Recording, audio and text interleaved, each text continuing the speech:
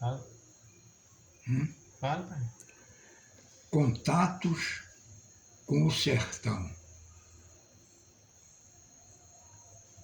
Eu, desde criança, que fui um admirador dessa região pernambucana. Talvez por influência de meu avô. Porém, eu vim ter oportunidade de conhecer o sertão numa tenra idade. Porque desde a segunda metade da década de 40 até a primeira metade da década de 50, eu conheci o sertão. Viajava de trem. Naquele tempo, os trens da Great Western, que saía daqui da estação central do Recife, às 6 horas da manhã e chegava no interior às 5 da tarde. Naquela época, morava no sertão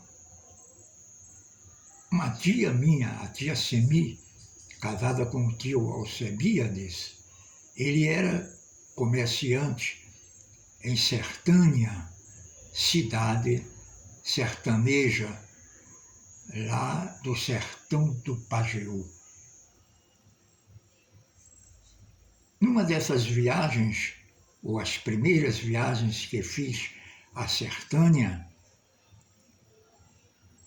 eu tive grandes experiências naquela cidade e, por que não dizer, na região sertaneja. Nela, eu comecei a deslumbrar a paisagística do sertão, onde eu via aqueles açudes, como em Sertânia, o açude velho e o açude chamado do governo. Esses açudes eram assim como um cartão de visita da cidade.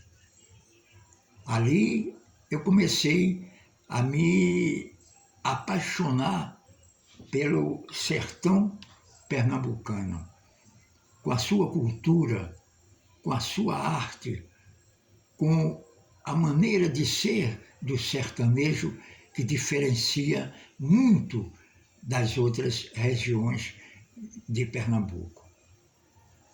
Recordo-me que numa dessas viagens, quando eu desci do trem, o trem que havia percorrido, eu tinha feito uma viagem muito enfadonha, mas que quando cheguei em Sertânia, eu estava com tanta ansiedade que nem senti o cansaço da viagem. E me dirigi à casa de meus tios. Foi quando eu fui vendo realmente a paisagística urbana da cidade de Sertânia. Me deparei logo com a praça, que chamavam lá a Praça da Prefeitura, e tive a ocasião de verificar uma unidade arquitetônica muito interessante que ainda hoje, nos tempos odiernos, nos tempos contemporâneos, foram se acabando nas praças, não só dos interiores, mas nas praças do próprio Recife, que é o coreto. O coreto é uma espécie assim de uma construção redonda em que ali se realizava todos os eventos da cidade, né? Cantores, festas, qualquer agremiação que iam desfilar lá, se apresentavam no coreto, não é certo? E aquilo me interessou muito e eu fiquei gostando muito dessa praça.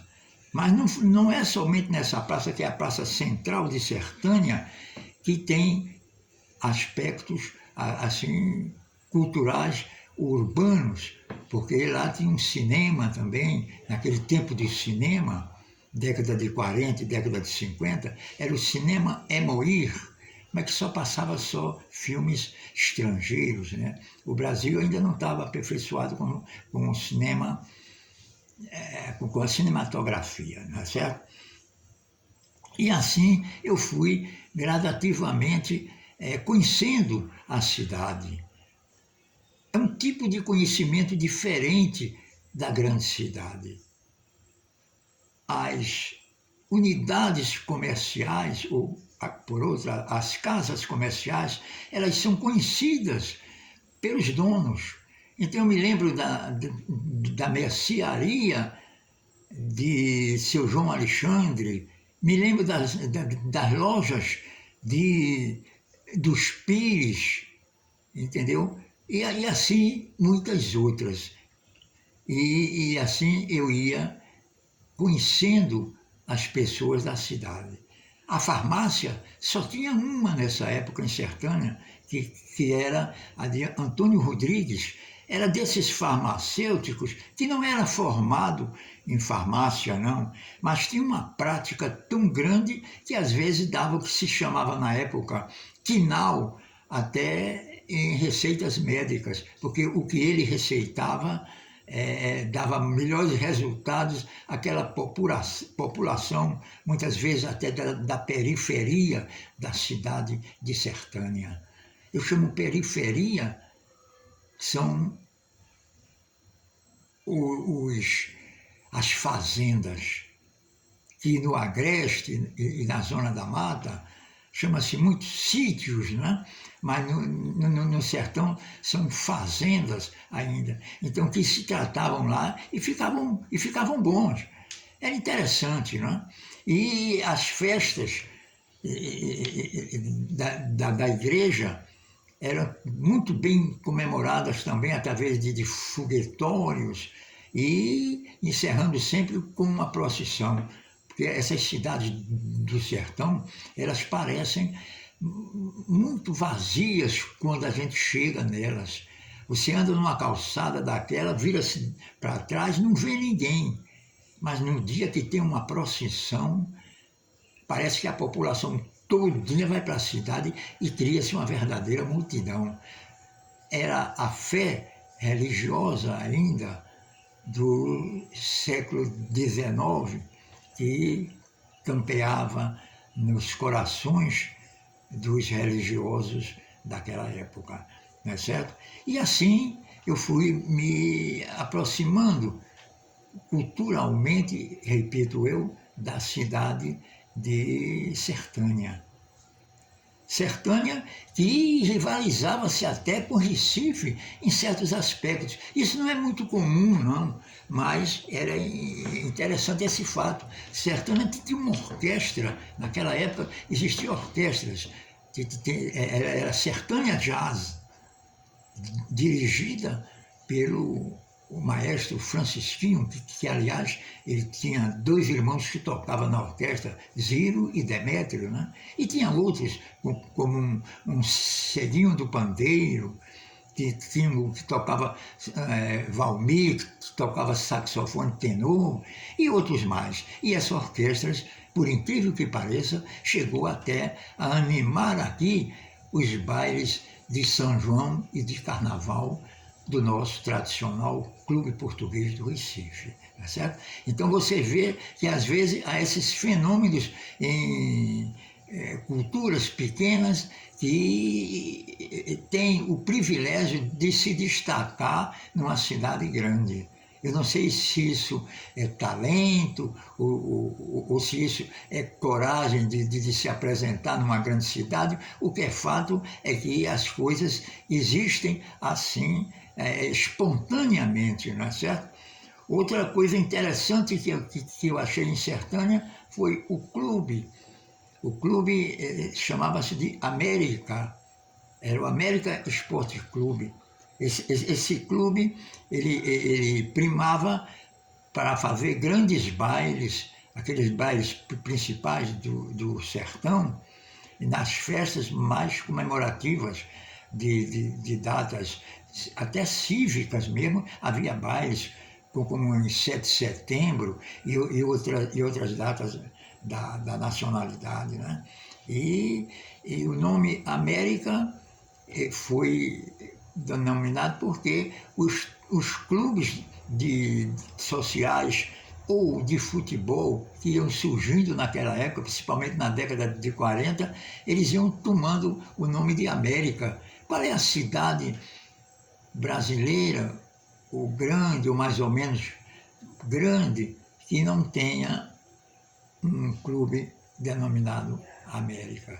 E isso me fascinava mais em observar a Sertânia, né? E eu fui me apaixonando, aplicaria o termo, por essa cidade, que quase todo ano eu ia 2 vezes por ano a ela. Eu mesmo menino ia, porque a minha tia me chamava para eu acompanhar o menino dela, meu primo, que era doentezinho e vivia numa cama de rodas que a gente levava ele para todo canto na cidade, o Demóstenes. Né? E ali a gente saía comentando. Ele é um menino muito inteligente, muito lido, tinha uma biblioteca infantil maravilhosa, aprendeu a ler sem escola, apenas com uma professora dentro de casa, e assim por diante. Né? Aliás, isso era comum no sertão, ou a pessoa era analfabeto ou semi-analfabeto, ou então era autodidata, porque escolas não tinha muito não, só tinha escolinhas primárias, não é certo? Porque o primeiro colégio de ensino médio que foi criado em Sertânia foi por um tio meu, que era professor aqui em Recife e era membro da uma sociedade que tinha de colégio gratuito, né? De campanha nacional de educandários gratuitos, e levou um colégio para ser fundado lá.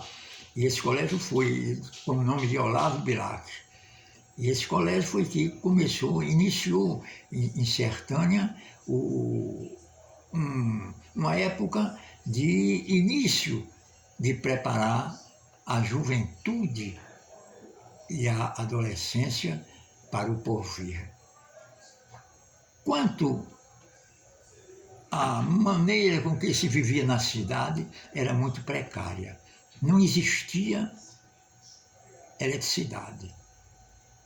A iluminação era feita por motor. Era um motor. Então ele trabalhava até 11 horas da noite, e eu me lembro bem, e quando estava chegando às 11 horas, aí uns 15 minutos antes, então ele dava um sinal. O sinal era apagar a cidade todinha. Então apagava e acendia, que era para o povo se preparar para esperar 15 minutos depois que houvesse a escuridão direta. Né? E isso, as pessoas se preveniam, tudo, e para aguentar o resto da noite, a vela ou candeeiro, aqueles candeeiros antigos, de querosene, né? Com aquelas mangas, chamavam mangas de candeeiro. Né? As mercearias tinham também produtos bem especializados à época e ao lugar, ao sertão. Não é certo? E isso, o meu tio tinha uma merceariazinha que vendia mariola, tapioca e outros produtos mais, bem regional mesmo, do sertão. E a gente se adapta a tudo aquilo. Eu ia sempre também visitar o armazém de meu tio, que era um armazém de cereais, onde ele negociava com grãos, inclusive mamona, né? E ele era muito atento às coisas de Sertânia. Chegou até numa política dessa, ele se candidatou a vereador, mas não foi eleito, não. E por falar em política, pessoal, quanto à política, Sertânia era como quase todas as cidades, principalmente sertanejas da época, dominada plenamente pelo coronelismo. E os coronéis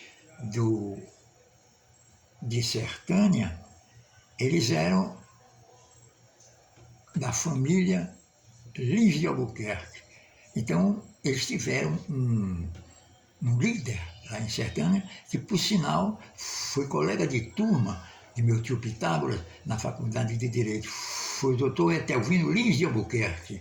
Chegou a ser governador de Pernambuco, senador, deputado federal, e antes já tinha sido secretário de Segurança Pública aqui do governo Agamenon Magalhães em Pernambuco, não é certo? E eles mandavam no município, né? Faziam tudo o que queriam fazer e não havia praticamente oposição. Eles tinham o dom já bem tradicional de mandar e desmandar. E isso o povo já era acostumado. Mas o que me interessou muito no sertão foi a sua paisagem, os seus açudes, a vegetação de fruta de palma, as vegetações do terreno tórrido do sertão e as célebres caatingas do Nordeste. Essas caatingas tão bem decantadas pelos escritores que abraçaram a temática do cangaço em nosso estado. Era justamente as batalhas das caatingas, era uma vegetação seca, em que só penetrava nelas quem tivesse realmente grandes experiências. Os vaqueiros, nos seus aboios, com suas boiadas, eles passavam por essas vegetações do sistema árido do sertão pernambucano, não é certo? E isso, os costumes iam sendo os mesmos por muitos anos mesmo, porque a cidade de Sertânia, ela foi crescendo, como toda cidade sertaneja, gradativamente. Não havia um processo de aceleração, não. E isso ainda hoje se vê, né? Só algumas cidades do sertão que dispararam sozinhas, como Serra Talhada, Petrolina, Salgueiro, e Afogados da Engaveira, e outras mais. E Sertânia ficou um pouco retardatária, mas continuou a ser ainda um cartão postal do sertão pernambucano na região do Pajeú. Eu digo um cartão postal porque são cartões postais inéditos. Eu digo porque tirei uma fotografia num local em que era o leito de um rio. Os rios não eram perenes, eram rios temporários, a classificação geográfica é essa. Então, no sertão, o verão brabo mesmo, então os sertanejos sentiam na pele os rios secarem, e as pessoas andavam por dentro dos rios. E eu tive essa oportunidade de andar dentro de um rio, andando, porque não tinha água. Hoje em dia, as coisas são bem diferentes, né? Eu estou contando aqui fatos da década de 40, década que terminou a Segunda Guerra Mundial. E que, engraçado, por sorte, Eu estava com minha tia lá quando terminou a guerra. E eu vi as comemorações como eram, passeatas pelas ruas, o povo gritando vitória, vitória, com o prefeito. Eu me esqueço do nome do prefeito nessa época lá. Devia ser alguns da família Lins, de Albuquerque. E aquilo ia me fascinando cada vez mais. Outra coisa também bem peculiar que eu achei de Sertânia foi o carnaval. Carnaval, o povo brinca o carnaval nas ruas, muito pouco no clube, e brinca nas ruas. Inclusive, o melhor clube, ou melhor bloco de rua de lá foi fundado pelo meu tio Alcebiades. Ele se chamava de Guardanapos, eram os Guardanapos, porque ele, bêbado, brincando na rua, ele e mais os 3 colegas com uma madeira, e botaram o guardanapo que estava na mesa do bar, num cabo de vassoura, e saíram gritando pelas ruas e cantando aquelas músicas da época, "Ô jardineira, por que estás tão triste?", não é? E esse bloco foi crescendo e hoje é um dos blocos tradicionais do carnaval de Sertânia.